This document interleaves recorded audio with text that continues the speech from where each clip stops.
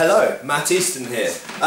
In a number of my videos, people who want to start training HEMA but can't necessarily get to a HEMA club because it's too far away from them or they simply don't know where one is, have asked me about both sport fencing as a preparation for moving into historical fencing, and indeed Kendo. This is a Kendo shinai, that is it's made of bamboo slats and is used in Kendo fencing, essentially Japanese fencing or an equivalent to it. And I'm specifically talking about Kendo in this video fairly briefly. I am no expert on Kendo. I have, when I was a student, in fact, I have done beginners kind of level Kendo, really a handful of sessions, a beginner's course essentially. So I have minimal experience of Kendo personally. However, I have had a lot of people in my club come in who've got Kendo backgrounds and in fact Kenjutsu backgrounds as well, and Aikido and Jiu-Jitsu and all sorts of other Japanese martial art. And I have over the years fenced against people who've got fairly solid Kendo backgrounds, fenced longsword against them and them using a longsword but in the manner of their Kendo training. And the question comes up, is Kendo a good basis for going on to train European longsword? Well, first of all, whenever you train one martial art before training another martial art, you're going to get some positive things from it and some things which you'll probably want to forget about or untrain yourself from. Okay, so very simply, you could say, you know, it's a bit like saying, is doing boxing a good basis for going on to study Wing Chun Kung Fu? Well, there are some elements of it that will be beneficial. For example, fitness, learning how to punch, movement, distance, these kind of things, kind of basic fundamental things which will prove useful to you. And the same can be said of Kendo in application to longsword. You are using a two-handed sword-like implement, although it's a lot lighter than a longsword. These usually only weigh about 500 grams. A longsword weighs usually about 1,000 grams, at least. And so you are using a similar-ish sort of object in a similar-ish sort of activity. You're trying to hit someone and you're trying to prevent the person hitting you. However, there are a lot of differences between Kendo and European longsword. For a start, Kendo has been reduced down, much like European modern sport fencing, has been reduced down to a fairly limited and small repertoire of techniques, of moves, and even guard positions and such like, and the way you stand. So in modern Kendo, you keep the right foot forward pretty much all the time, just like in modern sport fencing. Although in Kendo you don't do the lunge and recover like you do in sport fencing. It's more advancing forwards and advancing backwards, and you do traverse around. But you're keeping one foot forward, and that is very, very different to European longsword. European longsword relies most of the time on passing footwork, whereby if you're cutting to the right hand side, you at the moment of impact your right foot should be forward. If you're cutting to the left at the moment of impact, your left foot should be forward. And this is a general rule that is observed with all two-handed weapons, pole weapons included.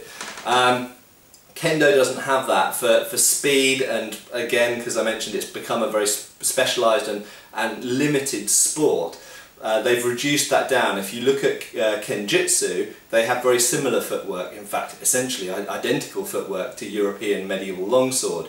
But Kendo doesn't have that. Kendo keeps the right foot forward and is much more simplified footwork.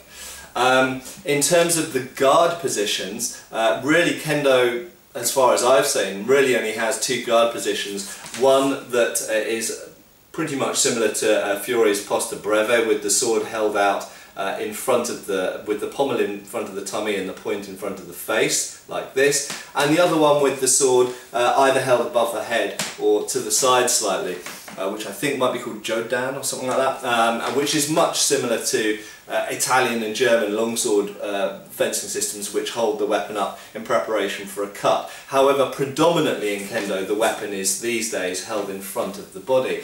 And one of the reasons for the fact that there are now only really 2 guards or perhaps even 1 guard used in Kendo, is again, it's a very limited, small repertoire sport now. So there are only certain cuts that count, and there is only 1 thrust that counts. And the hands, generally speaking, if they get hit accidentally, that doesn't count for anything in Kendo. Whereas having the hands out in front of you all the time in Longsword is a bad idea, because you get hit in the hands, and of course a hit in the hands with a sharp sword would disable your hand. So it's a very different kind of thing. So without going too much, I don't want to delve too much into the details of Kendo and why it's like that now, because that's not really what I'm here to do. Kendo's a great sport. It is what it is. It's very different actually to traditional Japanese swordsmanship, so modern Kendo is very different to traditional Kenjutsu.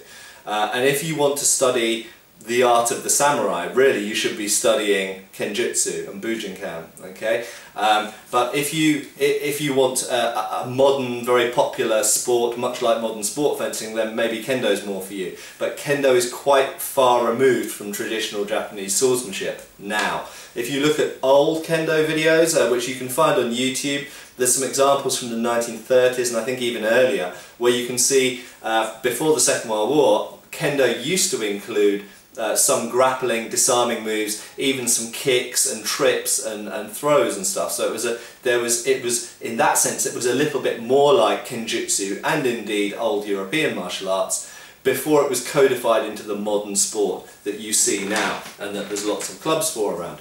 So again, without going too much into the history of Kendo and what it is and what it isn't now, I just want to say Kendo it's a double-edged sword, to use the pun, in terms of using Kendo as a basis for going on to study traditional European martial arts, for example medieval longsword.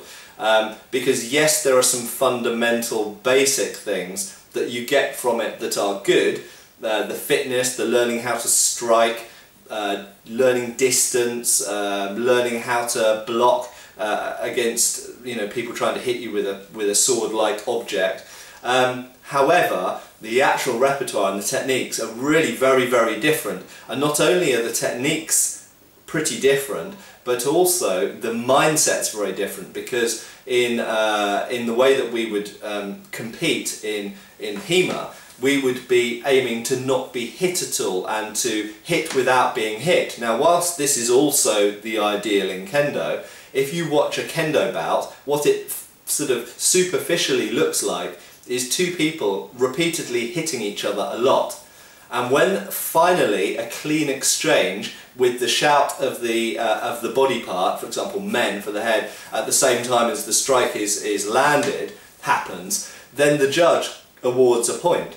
So it ends up looking utterly different to traditional swordsmanship, because the 2 people are using bamboo sword simulators to essentially hit each other a lot, and in that repeatedly hitting each other, occasionally a perfect exchange happens and the point is awarded. This is totally different to how, in fact, totally different to how European sport fencing is done, and equally totally different to how HEMA competition is generally done, in that we're aiming to not get hit at all, ideally, and so therefore we might look more defensive because we don't even want to get hit on the hands, we want to avoid getting hit anywhere, and to cleanly defend ourselves and hit the opponent. And then afterwards, after we've hit them, get out again without them giving us an afterblow, hitting us immediately after we've hit them. So really it's a very, very different type of activity. I wouldn't necessarily discourage you from doing Kendo, but just if what you really want to do is HEMA, your time might be better off spent learning HEMA from the outset, or indeed perhaps doing sport fencing instead, because I have to say, I think sport fencing, despite its many differences from historical fencing and HEMA, is perhaps a little bit closer in mindset to historical fencing than Kendo is. Kendo is really quite a different activity. Okay, hope that helps some people. Cheers.